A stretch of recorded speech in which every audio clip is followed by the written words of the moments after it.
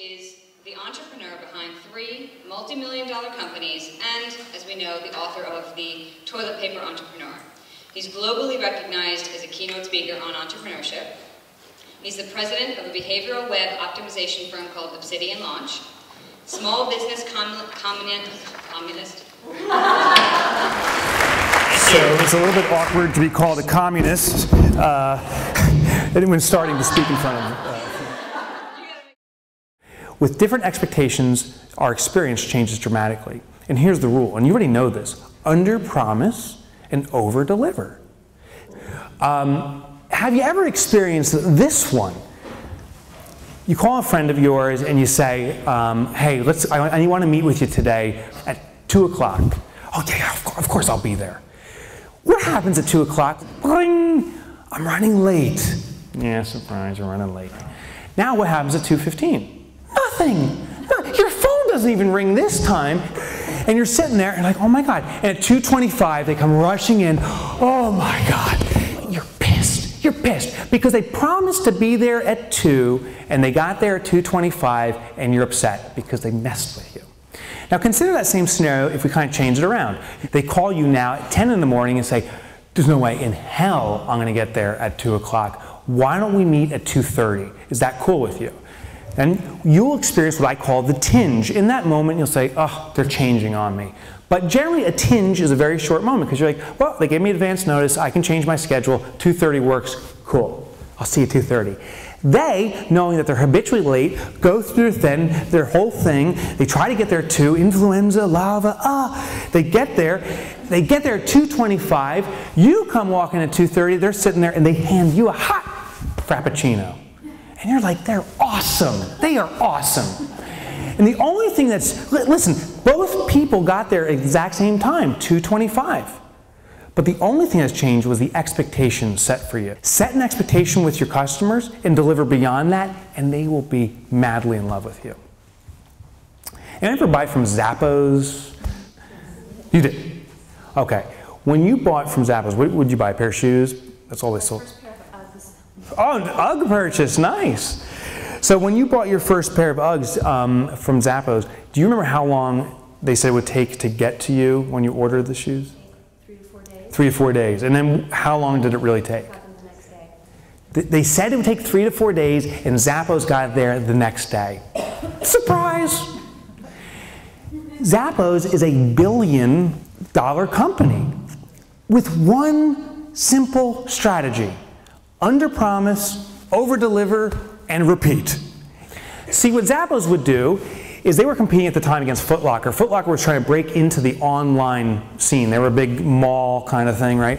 And what Foot Locker was doing was saying, okay, when a customer orders the new UGG shoes, we are going to get it there within 1 day. So you order it and it would say overnight delivery, you're going to have your shoes there. Zappos, in turn, though, when you order from Zappos, they said it would take 3 to 5 business days to get there. Now, both of them were shipping overnight. The problem is sometimes there is an earthquake, or in Japan, that actually slowed down the postal system, or there's a strike in somewhere, or there's snow, and the UPS guy can't make it to someone's door the next morning. Sometimes packages don't get delivered. Now, it's only like 3% of the time, but 3% of the time, Foot Locker was really disappointing its customers. Zappos, on the other hand, said it would take 3 to 5 business days. They would every time FedEx it overnight. Shoes would show up, you would come in, and you'd be like, oh, my shoes are here early. This is awesome. This is like a gift from God. Amazing. 3% of the time, Zappos would take 2 days to get there because they'd have the same UPS guy getting on the same truck that broke down or stuck in the snow.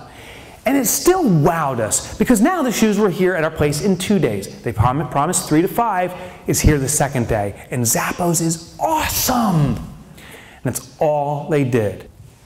So in your business, how can you under-promise and over-deliver? Another example, my computer crime company, yes.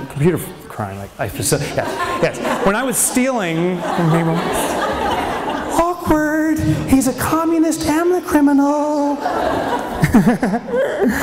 So my computer forensics company, that was a front for my computer crime company, the industry is pretty crazy. So when there is a crime that's breaking down, or Christy Brinkley's going through a divorce or something, it's not like, hey, we'll get to you in 3 weeks from now. It's always a panic situation. We got to rush out. We have to capture evidence. They call it bag and tag. Take evidence and start analyzing computers.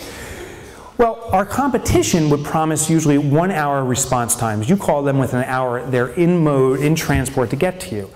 That was like theoretically impossible. So I don't know how they were promising it. And there was a lot of pressure in the industry to be 45-minute response times or a half hour to be better. But instead, my company, we said we're going to be 24-hour response. And yes, customers will get the tinge when they hear that.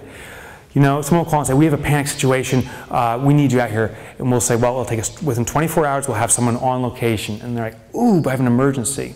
So we were ready for the tinge. We'd say, well, here's what you can do to hold over. Secure the room, do this and this and this, and it's all legal, it's all legit, this is how you proceed, and we'll be there. Then I would hang up the phone, I would count to 10, because it was just me when I was starting up, and I'd dial back and say, great news, I just spoke with the entire service department, myself, we're dispatching within 5 minutes. And they'd be like, oh my God, you guys are incredible, I can't believe you did this for me. Oh my God. No problem. No problem. I get into my vet and drive out. It was a Chevette too. It wasn't. And that wowed people. My company got the reputation, and why we got the Enron trial is we were the fastest response company in existence. The great irony is we weren't. Sometimes it did take us 2 or 4 hours because we didn't have another project or we couldn't coordinate our people fast enough. But we always beat the expectation we set. So we were just deemed as the fastest response company out there. And we got lots of business because of it. So in your business, where can you do under promise, over deliver? Where can you manage your clients' expectations, maybe to the point of a little tinge, and then just blow away their minds? They will start talking about you just like they did with my company, just like they did with Zappos, and be like, this company is the best in the world, and customers will flock to you. Thank you very, very much.